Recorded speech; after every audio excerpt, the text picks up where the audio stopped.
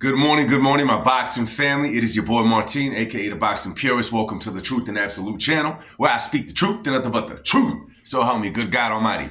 Breaking news, you guys. Now it is official. I know I put the video yesterday because it seemed that the Canelo Alvarez-Jake Paul fight was about done. And let me tell y'all something. Sources say it was at the 1 yard line. What does that mean? It means it was this close to being done. And then Turkish he came and he closed the deal with Canelo Alvarez. Now, Canelo Alvarez has officially, this is real talk now, signed a 4-fight deal with Turkish and Riyadh season. This is official, y'all. This is done. This is over with.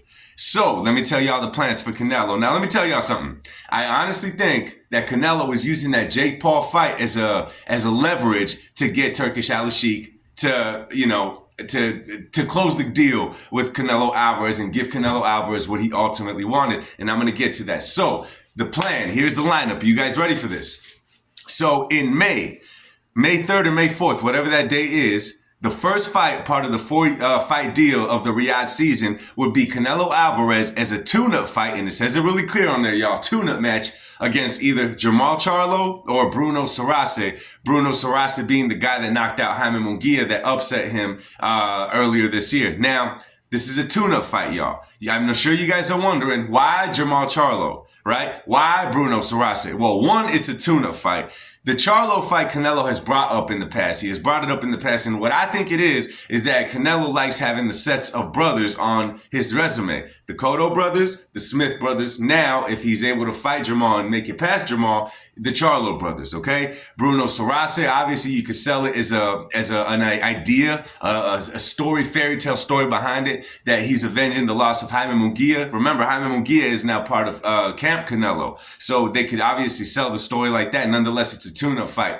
September 13th, the mega fight is back on. Canelo Alvarez versus Terrence Bud Crawford is now made. They salvaged the fight. Jive Turkey salvaged the fight. Just when we thought it disappeared, no, it's back on and it's now official. Both Canelo confirmed the 4-fight deal with Riyadh season, and Terrence Crawford said that he's waiting for the big fight with Canelo, Riyadh season, September 13th. So that fight is back on. The next fight is going to be scheduled for February of 2026. And there's 3 possible opponents for that one. One being Chris Eubank Jr., okay? And we've talked about that in the past, about the potential of him fighting him. It would make sense at this level of his career because the event that you can make of it, right? Another possibility for that card is a fighter by the name of Hamza Sarace.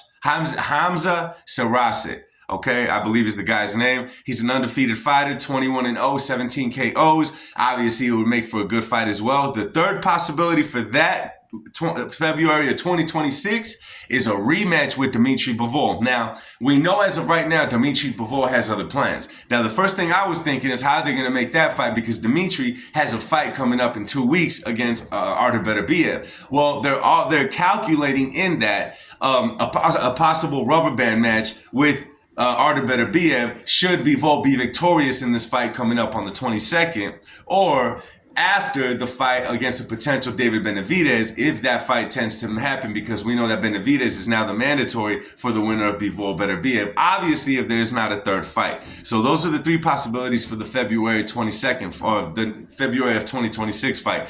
October of 2026 will be the 4th fight. A fighter has not been named nor confirmed for that event. So it's very obvious what Canelo was chasing with Turkish right? It's very obvious now what he's been chasing since his loss to Dmitry Bivol, and that is to avenge the loss to Dmitry Bivol is what ultimately Canelo wants. Now, obviously the tune-up fight, no one's going to be happy with Canelo fighting Jermall Charlo or Bruno Sarace. Hell, a lot of y'all ain't happy with no fight that he's taking nowadays, but whatever, it's a tune-up fight. Now, and this is the funny part, for September, the card against Terrence Crawford, there was so much hate because Canelo turned down that fight, what seemed to be that he turned down that fight. I'm going through comment sections, I'm going through different social media platforms, and so many of y'all were saying that Canelo ended up ducking the smoke with Terrence Crawford. First, he ducked Benavidez. Now you guys want to say he ducked Crawford, so now what are you going to say? Now, what are you going to say? So the potential third fight for February 2026 is what's interesting to me, because it's either Chris Eubank Jr., Hamza Saras, or what's his name? That's a rematch with Dmitry Bivol. So obviously Canelo is chasing certain things at this point of his career. Okay, he's trying to avenge a loss. Right? I think the fight with Terence Crawford is almost a gift to Turkish Al-Sheikh. I think that's the fight that Turkey has been wanting for a long, long time. And y'all could do your homework on it. Turkey has been wanting to make that fight for quite some time now. And it looks like he's getting what he wants. So ultimately what I see out of this deal is that both Turkish Al-Sheikh and Canelo Alvarez are getting what they want.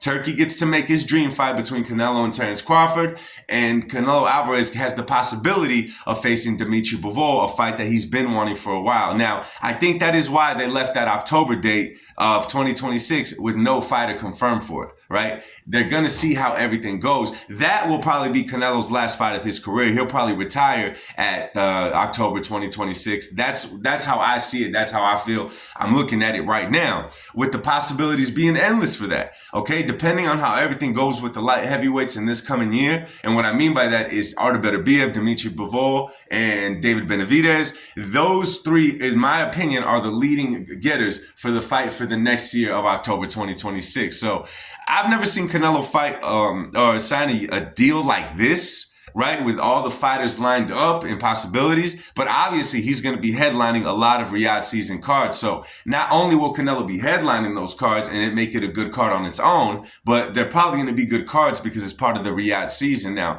one thing is for sure, okay, of all this, Turkey has been wanting Canelo to put him on the top of those Riyadh season cards, because as big as those cards are and have been, putting Canelo headlining your Riyadh season card, the face of boxing, is just, it makes those cards great. It makes those cards, it takes them to a level that we didn't think you could take the Riyadh season cards, because we see the cards that Jive Turkey puts together. We've seen the cards that he puts together, and that guy puts together amazing, great cards. You put Canelo to headline those cards, now you're taking it to a level that we probably have never seen in the sport of boxing. And when I say that, I'm talking as far back as you want to call it, any fighter that you want to name, that is what I'm looking at. So these plans are cool. Canelo got what he wanted out of the possibility of Dmitry Bivol rematch. Let's not forget that he left Eddie Hearn because Eddie Hearn was not able to get him that fight, right? And that's kind of where the tour of Canelo started, and doing all these fights that he's been doing, the Munguias, the Berlangas, and so forth. You know what I'm saying? So this is official, y'all. Y'all could go look it up for yourself. We got some boxing ahead of us, and it's finally official. So I will be going live tonight with this one, 8 p.m. We'll talk about this 4-fight deal. All right, we'll talk about all the fighters named of it, all the possibilities. So I'm pretty excited for this one. Y'all heard it here first. Let's talk about it. Drop it in the comment section. Much love to y'all. God bless y'all. I'll keep y'all informed on everything else. Peace.